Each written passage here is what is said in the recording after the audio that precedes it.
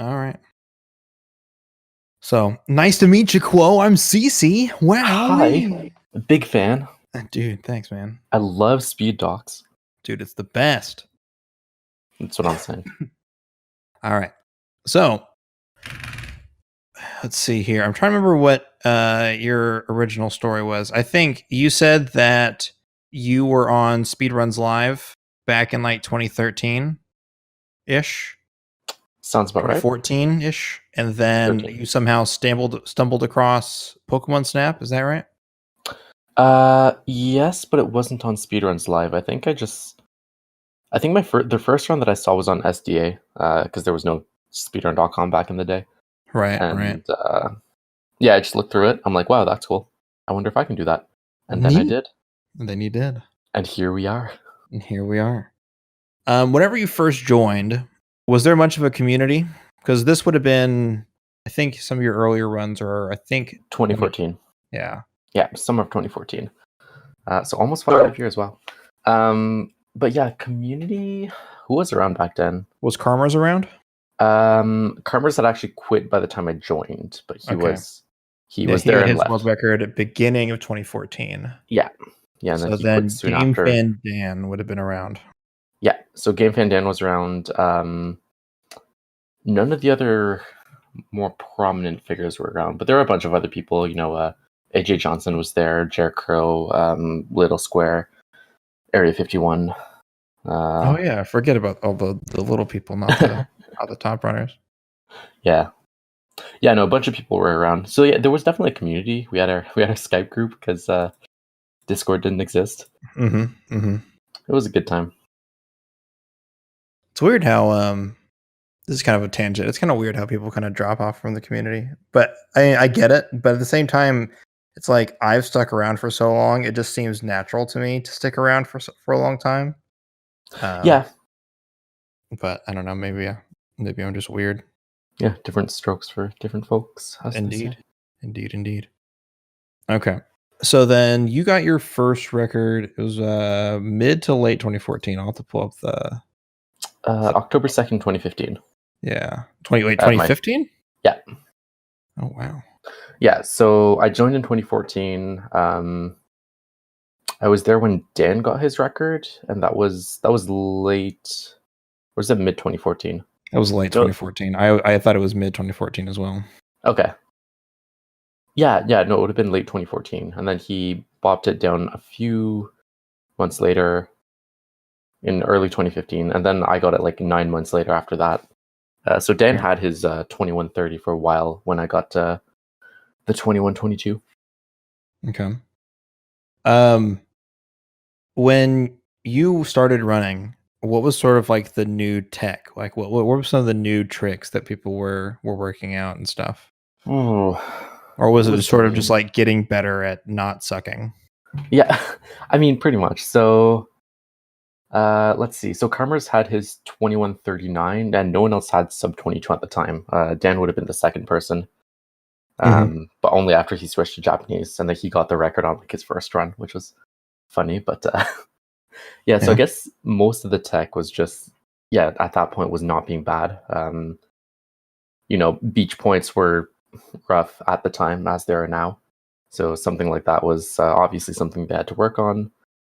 I'm trying to think of the other tricks per se. I guess just having like enough points for like the volcano exit where you want to get MOTRES or early MOTRES. Right. Yeah, so I think around that time we see, I think what's kind of funny is like even really early on, like Riker Z was doing some of the early MOTRES stuff, and then it dropped away for a long time, and then it finally made its way back. Disappeared. Yeah, it's funny how that happened, but I guess the knowledge wasn't carried over. Yeah. Again, no strats channel in the Discord. But yeah, there was like no Weeping Bell snipe. There was no setup for Mankey snipe. People just hoped for it. Open a prayer. Pretty much. Okay. Yeah, so it was pretty much just sort of like what you would expect from a 22-minute time right now, I guess, is what I would say. Okay, just nothing special. Yeah. All right. So then you eventually got your record, and that was October 2015. But it seems like pretty quickly Arg My Toast came around and took the record. When did he show up? So when exactly, I'm not sure, but Right. he learned the game from a 12-hour challenge, and then just stuck to it after that. Oh, okay. But I think I'm pretty sure. He definitely showed up before I had the record. So he was there. I think after Game Fan Dan got his 2130, but before I got my 2122. Showed up sometime. We're in that time. Okay. And he did the 12-hour challenge, and he actually got pretty good really fast. I think he bopped me like a month after I got my record. It was sad. Yeah, that looks about right. In November or sometime in November. Yeah. I'm trying to think of like what were the contributors to that, because he found the Weeping Bell snipe setup, but I'm not sure if he got it in his first run as the record. I mean, If I remember correctly, looking through all the runs, nobody gets Weeping Bell Snipe until like way later. I mean, I do, but not with the setup. Just saying. Oh, okay. Just saying. I'll have to go back and watch them all. Yeah. Yeah, no, Toast was just better than me in a few aspects. I think my strengths more lie in trying to optimize, camera movement, lag reduction, and like exiting levels, but I wasn't really focusing on points, and that's what like Toast, Drogi, and Levon all like trashed me on. So that's how they got better than me.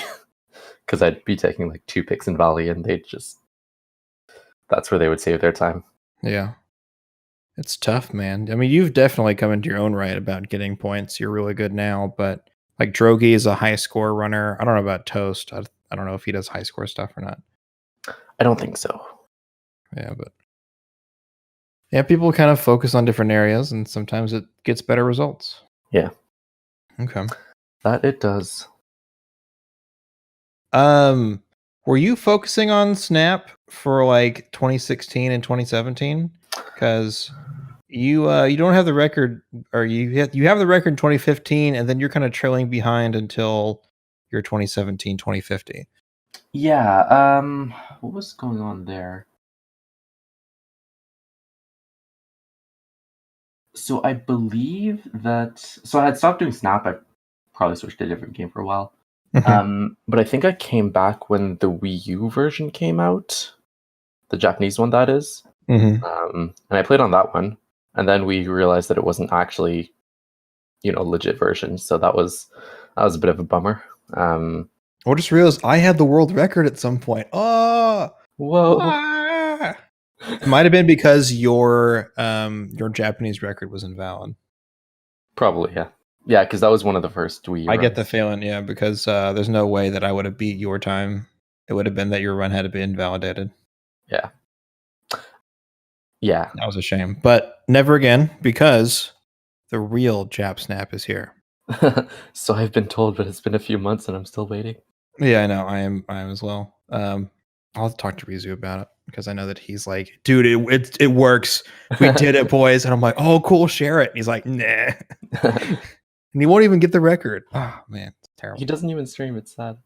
But yeah, just looking through speedrun.com in 2016, I was doing a bunch of other stuff. I was doing Fire Emblem. I was doing some indie games. I was doing Super Monkey Ball. I was doing Talos Principle. I was doing Honey Pop. Oh yeah. I had to mention that in there. So I guess I wasn't focused on Snap that much. I gotcha. But yeah, the Wii U version, we did that, got the record. Turns out like 2 years later, didn't count, so that was cool. Yeah, that was a sad day. That was one of my first major actions as a moderator. Axing my runs. Damn, that's cold.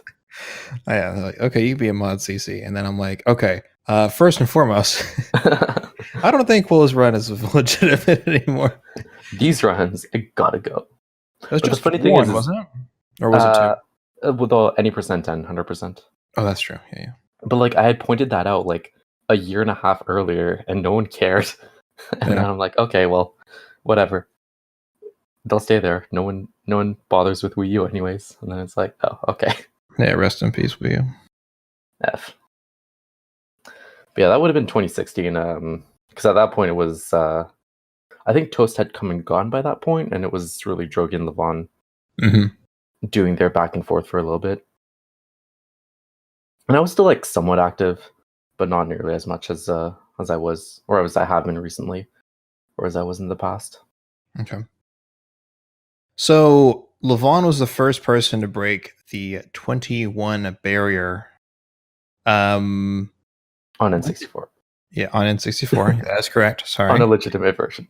On a legitimate version on that. What do you think led to that? Was it just sort of people getting better, or was there anything in particular? Was it like Weeping Bell Snipe that really pushed over the edge, or Weeping Bell Snipe, the Volcano Exit. I think Tunnel Exit was also worked on a lot. And same thing with River Exit, with like which cluster you get depending on what strat you do. So a bunch of like exits and stuff, and obviously a lot of points optimizations too. So like Levon raved about his Psyduck setup. Oh yeah, the apple bounce off the stump. Yeah. So like, optimizations with points and stuff. So I think it just, like, if you compare the like older like mid 21 runs to the more recent runs, the route hasn't really changed. It's really just we're pushing out frames at this point. It's like menuing is just getting tighter, lag reduction is getting better, camera movement's getting better. So I think it was just a combination of all those things that like slowly drops the time down. And even to this day, I would say the same thing will follow for, like, we'll talk about the rest of the runs obviously, but it's all these little things that just keep on adding up and adding for seconds getting removed. I guess Levon just, I mean, he was definitely grinding for it. Oh, for sure. But yeah, eventually just broke the 21. Yeah, he would be doing streams for like 6 hours from like 10 p.m. to like 4 a.m. just constantly going. And he would reset on beach like 90% of the time. Yep. But it paid off. That it did. Yep. But for how long? Not for a long, not for very long. Rest in peace, Levon. F in chat, dude. You eventually got a 2050 though, and that run lasted from June 2017 till January 2019. It's a full year and year and a half, 6 months. Yeah, that's a full year and 6 months, which is pretty. It's the longest standing world record since other than Geo's. Yeah. It's it was quite the momentous time. So who was the first person to beat it? Drogi? Well, okay, so technically it was Levon, if we're going to be technical about it. If we're counting frames, it was Levon. Levon beat it by like a point something seconds, like but not enough. Frames. It was still a 2050. And then Drogi beat the 2050 with 2049. And then very quickly after that, we have 1, 2, 3, 4, 5 world records the next few months. Yeah. So what do you think it was that really did anything change in the route, or was it just inspiration? I think it was more like, because like I think I beat Levon's time like a month after he got his, so he had been grinding for a while, and I guess he was just burnt out and didn't want to focus on Snap as much. And Drogi always leaves Snap to do his SM64 crap, but we forgive him for that. So I think just it was a mix of, there were only 3 like viable people that could get the record, just because like I mean, I don't want to gloat, but like we are on a bit of another level, and no one else was pushing their time nearly down as far. So it was a mix of that, and then no one was really working on it, I guess, up until 2019. Okay. And then, yeah, because like all the strats were there. Like I even said, I forget when, but I said that there was like still 8 seconds of time save in any percent back in 2017. Yeah, that was one of the common things that I kept hearing was that like Levon and Drogi and you were kind of like, man, the world record's like bad. And one of the things I always remember telling people is like, if the world record is bad, then beat it. You know what I mean? Like it's the fastest we've ever gone. And you guys are like, it's terrible. I'm like, I mean, I don't know, man. It can't be that bad. But I mean, you're not wrong with essentially the same strats. You guys were able to push it another 15 seconds. Not the same strats, I'd say. There What do you think were changed then? like if I remember correctly, I'm actually gonna click through this real quick. But I think, for example, we used to get the second Lapras. Oh, that's true. First Lapras happened. Yeah. So right here I can see it. So we got the second Lapras, for example. So that's like a second of lag or whatever. Was that found after 2017? Yeah. Shit, dude. Dude, high five to me. I found that shit. Let's go. Good Woo! job. Good job. My biggest contribution. Well, maybe not. Yeah. Maybe like strat wise, but Strat wise. you've done a lot for the community, let's face it. Thank you. I try. But yeah, there were a few new strats, not many. Like honestly, if you take the run now and compare it to when I started running, I think there's like the only big route difference is we take Pikachu at a different place, and then there's a few Pokemon we take at different points in the same level. So like nothing big changed. I think like I don't know, I guess we just kept on pushing each other, and that's why it dropped. And then more research was done in like lag reduction and stuff. Still so much to be done. That there is. One day, one of these days, we'll sit down and we'll work it out. Yeah. So anyways, it took a year and a half, but Levon finally tied it. Yeah. Okay. So in December of 2018, I announced that I would be hosting a Pokemon Snap 80% tournament. Instead of me describing it, how did you feel, or how do you think the community felt about the tournament? I think people were excited. So like one of the things about Snap is that race-wise it doesn't really work that well, just because there's a coin flip in the middle of the run, and if one person gets it and the other one doesn't, well, basically the race is over by then, because no one's like time gap is that big that you can knock it closer and still win, right? But I think like the format that we had really lent itself well to Snap, so I think people were like, they thought about it and they got interested and then joined, obviously. And yeah, people seem to have a good time. So all in all, I think people were hyped about getting into it and were pretty excited throughout most of it. I think it was also a bit of a perfect storm, as in like we had Candy and Collins and Rizu and Liam Kings and Artemis and Proto all joining the community right at that time. I mean, even before that, I mean, like Candy and Collins and Otter were racing for sub 22. So we had like 3 up and coming, like higher echelon runners, like actually serious speed runners coming up. And they pushed it really far, and that was really exciting. And then at the turn of the year, we finally go to AGDQ, and we're like Snap missionaries, just handing out cartridges, and we get people involved. And yeah, it just seemed like that was the best time, and people were finally back in it, and people were ready to play again. And I think that's when we started seeing all the world records. And I think on the one hand, you're right, the 3 top people who could push the world record. Levon was burnt out. I don't think he's done any speed running of anything before the Snap tournament, not for a long time. No, he was doing like Portal airboat % for a while, but that's true. He was. And then we had Drogi, and Drogi's always doing SM64 or Paper Mario or something. The bastard. Yeah. And then you were busy doing other stuff. It's a long list. Yeah. And then we finally got Liam Kings, and Liam was able to really push the envelope as well.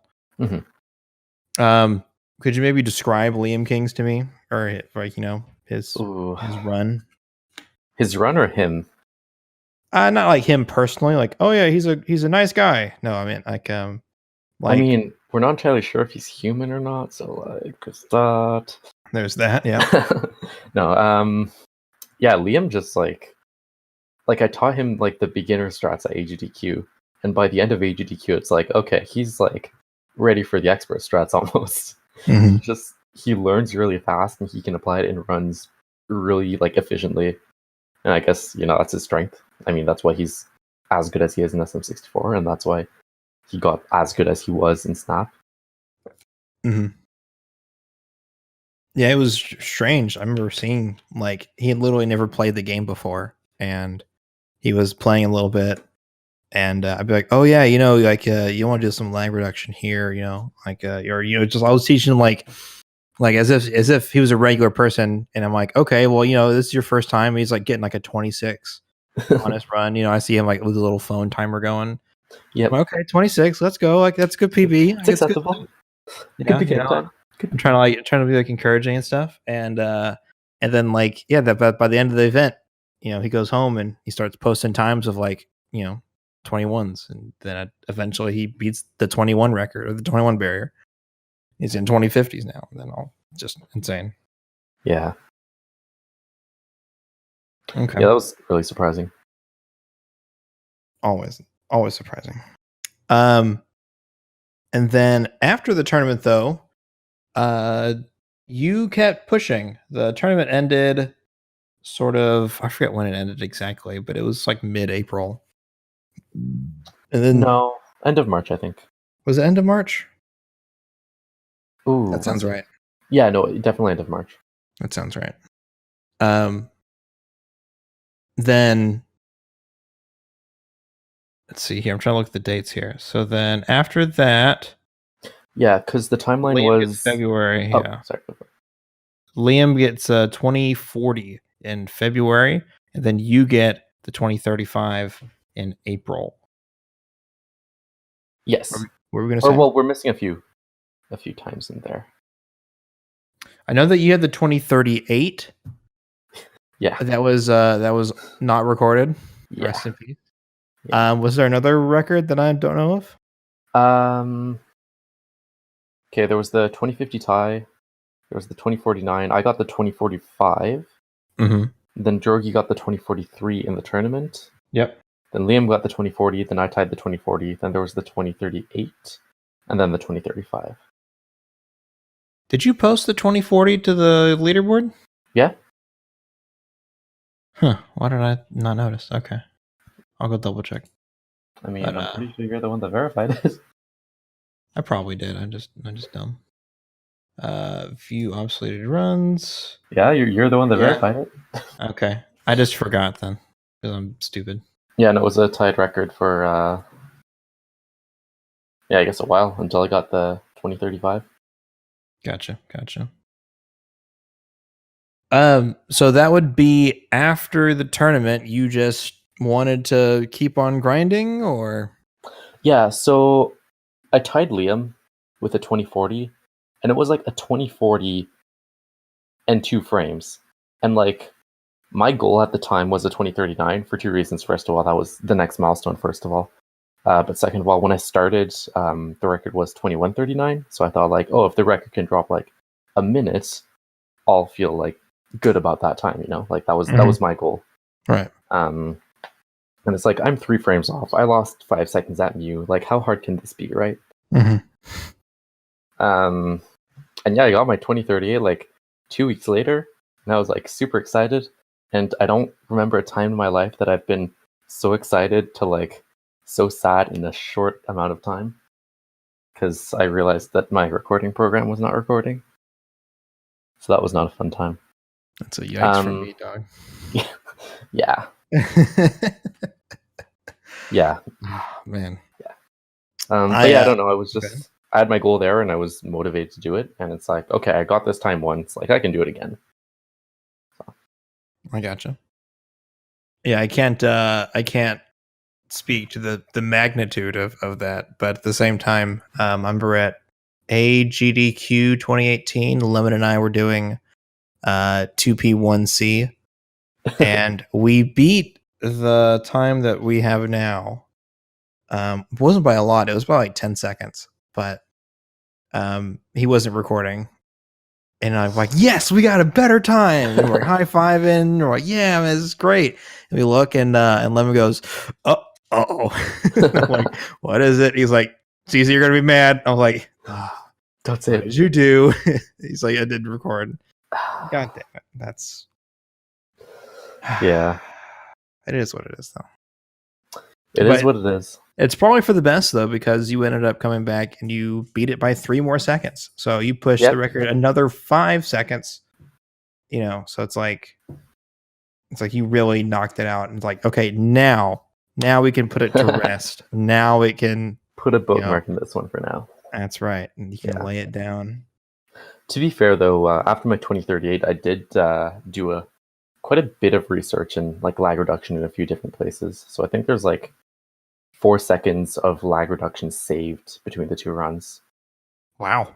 4 whole seconds? So part of it was the muck and cave not throwing a pester ball saves like 2 seconds. Oh, which is something that like I guess we all knew was faster, but not by how much exactly. But yeah, it's like 2 seconds faster, and I actually got that in my the record right now. Right. But it is like luck dependent because muck needs to be facing on whatever. But so that was 2 seconds there, and then a bit in tunnel and signs as well. Tunnel. But yeah, okay. Just a bit more research. There's always something to find in this game. Yeah, it's one of the things I keep talking about, but I almost feel like we've probably exhausted like 99% of everything that we could look into that we know of. You know what I mean? Like, yeah, for now, anyways. Yeah, for now. I'm Until sure we get our hands on like the game code or like something like that. Yeah, I mean, we don't have any tools. I've legitimately thought about putting out like not like a bounty, but sort of like a contract of being like, hey, if you guys can come up with like some useful practice tools or tasking tools or something like that, like if somebody can get out there and actually make us, some tools that will work, that'll let us, do stuff, like I will pay money for that. You will get a lifetime supply of jam. It's true. I'll do it. I just don't know how much that thing would cost. Like it'd be easy to put like $100 out there, but I feel like that kind of work would require more than $100. Yeah, probably. Yeah, it's a damn shame we don't have anybody that knows how to do that shit. Yeah, I'd try my hand at it if I knew what the hell I was doing, but alas, it's not for me. Unfortunate, but such is life. Such is life. We'll get it one day. Okay. We're doing kind of shorter interviews for this one. Although the Spark interview was really long because Spark is a good dude. Interesting duty. What are you saying about me here? Because we talk all the fucking time. Okay, there's nothing left to talk about. We've exhausted it all. But yeah, I'm trying to think if I have any other questions for you, but I don't think I really do. We talked about the tournament. We talked about current. Talked about how you got started and everything.